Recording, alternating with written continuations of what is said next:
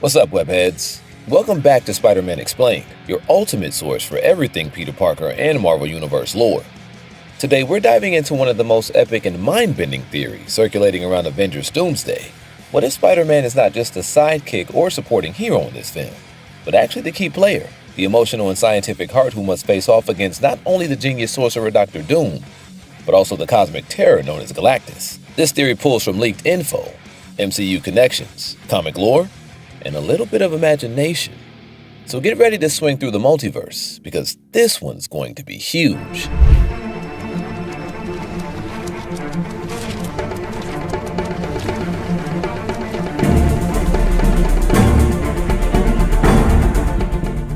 First, let's take a look at where Peter Parker stands at the start of Avengers Doomsday, picking up after the events of Spider-Man No Way Home.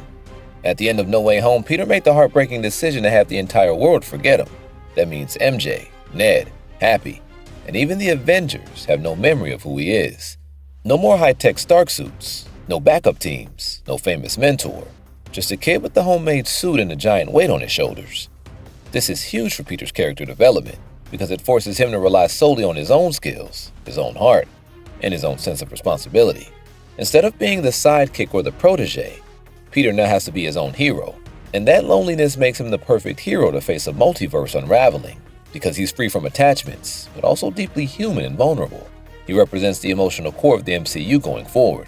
Where gods and mutants clash, Peter stands for all of us, struggling, sacrificing, never giving up. Now let's talk about the big bad guy, Dr. Doom.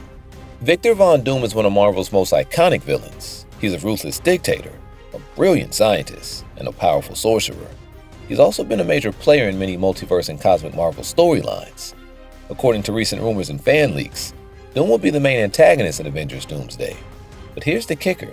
Doom's mask in the movie might actually resemble Tony Stark's face. But why would Doom do that? Simple, to mess with Peter's head. Remember, Tony Stark was like a father figure to Peter, a mentor, a friend.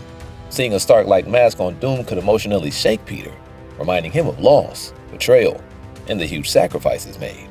This is psychological warfare at its finest. Doom wants to weaken Peter's resolve before the physical battle even begins. But that's not all. Doom's plan reportedly involves merging all the fractured multiverses into one reality, a twisted solution to the chaos spreading throughout time and space. Doom believes that by controlling the multiverse, he can create order, but at the cost of free will, diversity, and choice. That means Peter's fight against Doom isn't just physical, it's deeply ideological. It's about standing up for freedom against control, for hope against despair. But here's where things get even bigger. Rumors also suggest that Avengers Doomsday will tease or even introduce the cosmic titan known as Galactus, the devourer of worlds. Galactus is on a completely different level from anything the MCU has shown before. He's a force of nature who consumes entire planets to sustain himself. The theory is that Doom's multiverse merging plan is actually an extreme attempt to stave off or control Galactus, to collapse or reshape reality before Galactus can consume it. If that's true, Doom isn't just a villain. He's a desperate anti-hero trying to save the universe his own brutal way.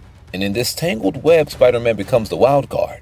While Thor and Strange battle on the front lines, and the Fantastic Four confront Doom, Peter could be the one who understands both the human cost and the cosmic stakes.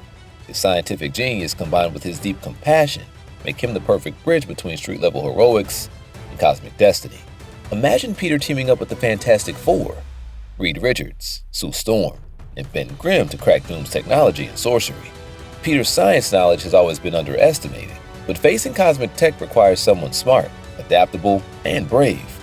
Picture Peter sneaking into Doom's fortress, webs flying, dodging traps, while the Avengers engage in full-scale battles outside.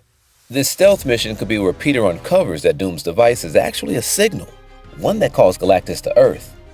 It's a race against time, and Peter's the key to stopping the call and saving the multiverse. All this builds to a huge final battle, Peter versus Doom, with the looming shadow of Galactus hanging over them all. Peter, emotionally and physically drained, confronts Doom face to face, not with anger, but with the truth that cuts deeper than any weapon. You don't save people by controlling them. You save them by inspiring them to fight for themselves. Doom's grand plan collapses, but just as victory seems near, the sky darkens. Galactus arrives.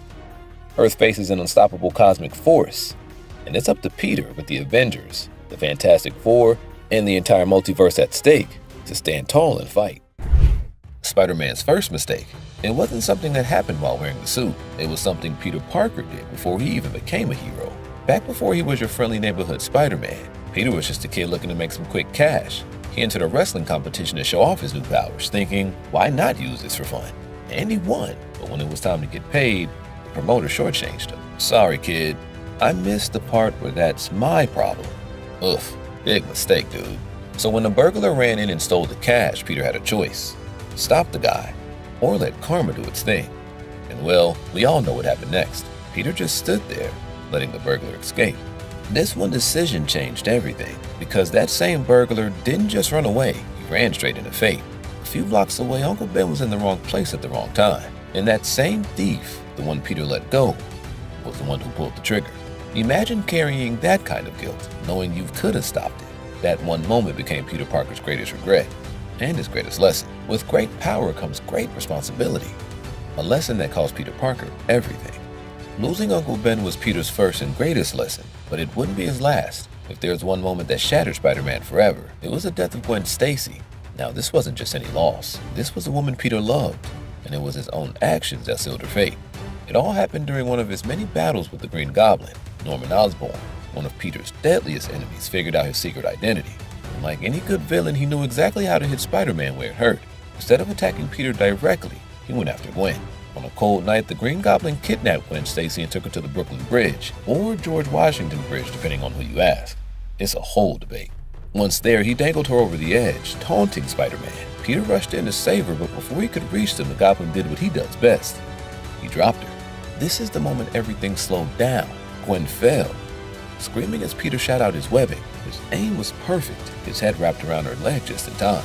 It should have been a heroic save, the kind you see in movies where the hero swoops in at the very last second. But the moment Peter's webbing snapped her to a stop, something terrible happened. She didn't move. At first, Peter thought she had just passed out, but then he saw it. The way her head tilted, her body limp. He had saved her from falling, but the sudden stop snapped her neck. 1 second, one split decision. That was all it took. Peter pulled her up, his voice shaking as he whispered, "Gwen?" There was no answer. The realization hit him like a freight train. He had saved her life, but in doing so, he killed her. This wasn't just another loss. This was the moment Peter Parker truly understood that sometimes being a hero isn't enough. Sometimes, even when you do everything right, you can still lose the ones you love.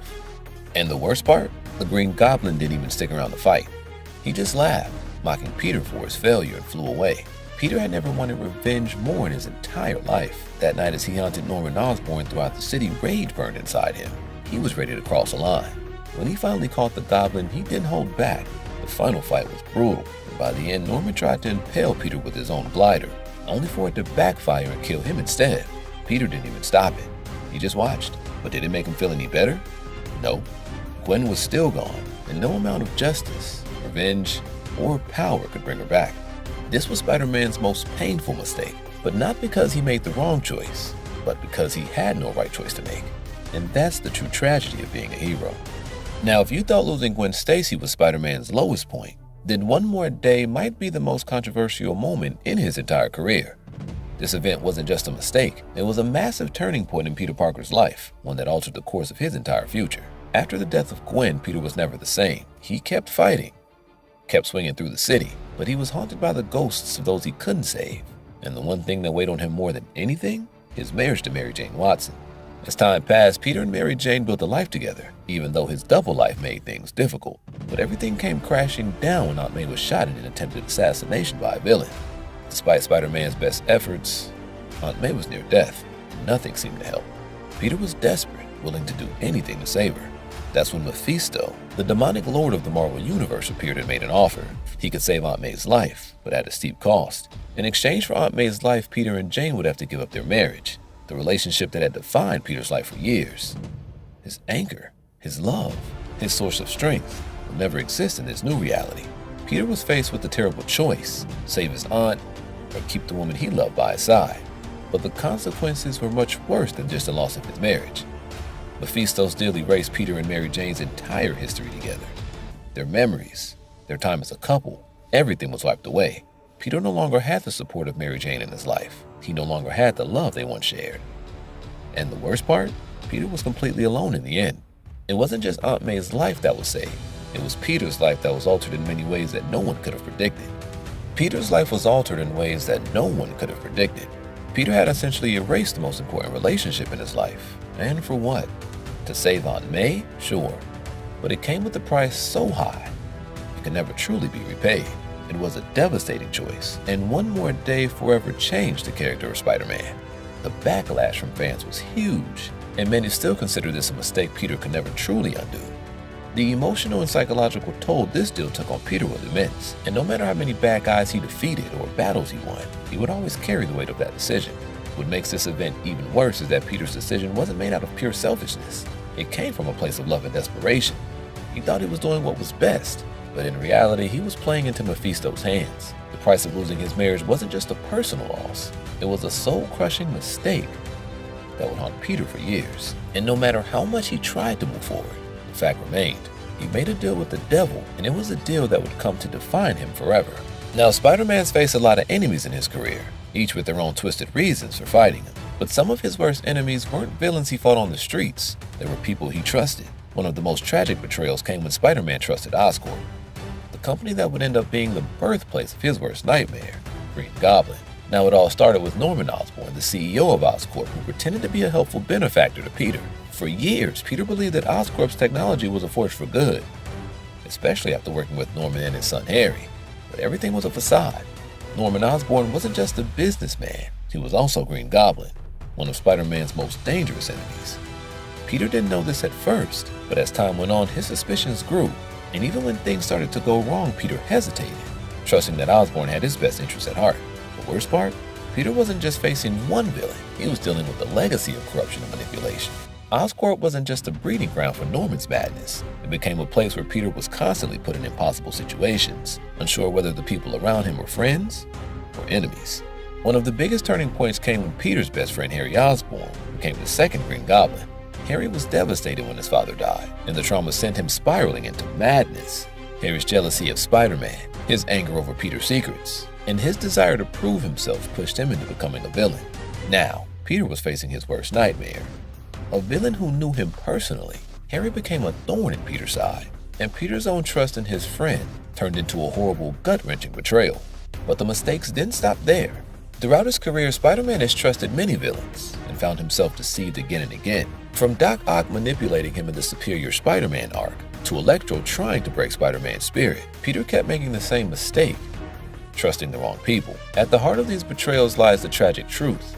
Spider-Man, despite all his strength and power, is still human. He's driven by his emotions, his guilt, and his hope that people can change. But in the end, his mistakes show that even the best of us can be misled, deceived, and hurt by those we trust the most. Spider-Man's story is filled with mistakes, some of them more catastrophic than others, but each mistake has taught him and us valuable lessons about life, love, and responsibility. From letting the burglar escape and causing Uncle Ben's death, to making a deal with Mephisto that erased his marriage, Spider-Man's biggest mistakes have always stemmed from the same root, a desire to protect those he loves. And yet, each decision has come with devastating consequences. But maybe that's the beauty of Spider-Man's story. He's not perfect, far from it. He's a hero who fails, who falters, and who makes mistakes just like us. But in the end, he always gets back up, learns from his errors, and continues to fight for what's right. The true lesson of Spider-Man's mistakes isn't about being perfect. It's about growing, learning, and making the best of what you have. It's about responsibility. Spider-Man didn't let his failures define him. Instead, he let them push him to become the hero we all know and love. So what can we learn from Spidey's mistakes? That no one is perfect, that everyone has their flaws, but it's what we do with those mistakes that truly matter. Will you let them break you? Or will you rise up and fight for the people you love? Thanks for watching. Don't forget to hit the like button and subscribe for more Spider-Man content. Let me know in the comments, what do you think was Spider-Man's biggest mistake? What lesson did he teach you? Catch you in the next video, webheads.